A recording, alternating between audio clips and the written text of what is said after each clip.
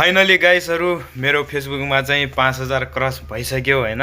Well done, तालियां होनी चाहिए यार हमारे लिए। तपाईहरुको मायाले गर्दा चाहिँ म एकदम खुसी छु र तपाईहरुलाई एकदम मनैदेखि धन्यवाद दिन चाहन्छु। र यो 5000 क्रस भएकोमा मैले चाहिँ तपाईहरुलाई पार्टी देखि लिएर के पनि गर्न सकेन र मैले चाहिँ अहिले स्टारको मैले सेटअप पनि पाइसके र मैले सेटअप पनि गरिसके भन्नुपर्छ हैन।